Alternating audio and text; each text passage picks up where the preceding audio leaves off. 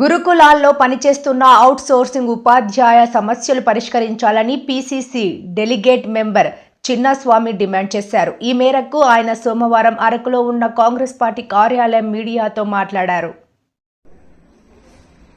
అందరికీ నమస్కారం.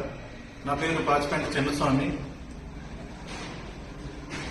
నేటికి 10 రోజుల నుండి ఐటీడీఏ పాడేరు వద్ద గిరిజన గురుకుల ఉపాధ్యాయులు అవుట్ సోర్సింగ్ ఉపాధ్యాయులు నిరాహార దీక్ష చేపడుతున్నారు. వారి నిరాహార దీక్షకు అరకు కాంగ్రెస్ కమిటీ సంపూర్ణ మద్దతు ప్రకటిస్తున్నాం. ఇదే సందర్భంలో రాష్ట్ర కూటమి ప్రభుత్వము గిరిజన గురుకుల ఉపాధ్యాయులకు కాంట్రాక్ట్ ఉపాధ్యాయులుగా పరిగణిస్తామని హామీ ఇచ్చారు. ఆ హామీని అమలు చేయాలని, గిరిజన విద్యార్థులకు నష్టం చేకూర్చకుండా గిరిజన గురుకుల ఉపాధ్యాయులకు తక్షణమే వారి విధుల్లోకి వెళ్ళి న్యాయం చేయడానికి చర్యలు చేపట్టాలని ఈరోజు కాంగ్రెస్ పార్టీని డిమాండ్ చేస్తున్నాం. గిరిజన సంక్షేమము, గిరిజన గురుకులాలు నిర్వీర్యం చేయడానికే కుట్ర పన్నుతుంది కూటమి రాష్ట్ర ప్రభుత్వం అనేది కాంగ్రెస్ పార్టీ నుండి భావిస్తున్నాము. ఇచ్చిన మాట తప్పి అన్ని వర్గాల వారికి కూటమి రాష్ట్ర ప్రభుత్వం అభ్యపెట్టింది. వాళ్ళ విజయం కోసం, వాళ్ళ రాజకీయం కోసం ప్రతి ఒక్క కార్మిక శాఖకు సుమారు 64 శాఖలు ఉన్నాయి. ఆ శాఖలన్నిటికీ కూడా మేము అధికారంలో వస్తే మీకు అన్ని న్యాయం చేస్తాం, హామీని అమలు చేస్తామన్నారు. అది శుద్ధ శూన్యమే. మభ్యపెట్టి వారికి ఇప్పుడు చాలా అన్యాయం చేస్తుంది.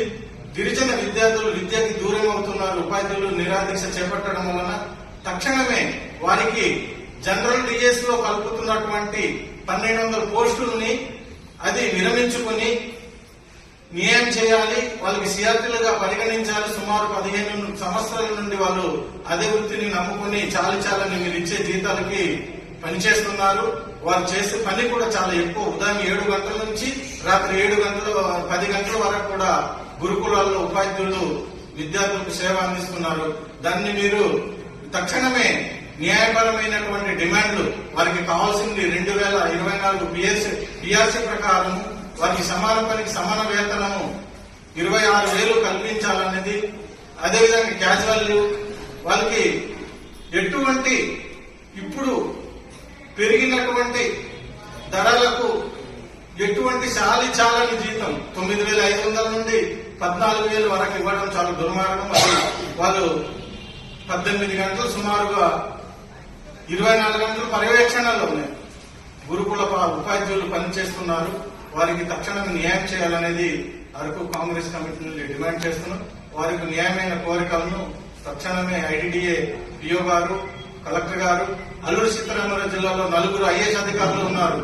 కానీ ఇక్కడ పర్యవేక్షణ లోపం అనేది కూడా భావిస్తున్నాం.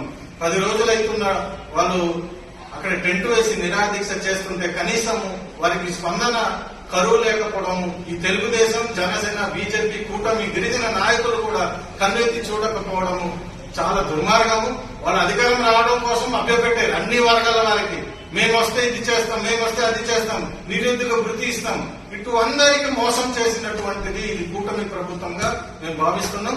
తక్షణమే వారికి వెంటనే న్యాయం చేయాలి. వారి యొక్క న్యాయమైన కోరికలను నెరవేర్చాలి, సిఆర్టీలుగా పరిగణించాలనేది కాంగ్రెస్ పార్టీని డిమాండ్ చేస్తాం. జై కాంగ్రెస్, జై జై కాంగ్రెస్, జై కాంగ్రెస్, జై జై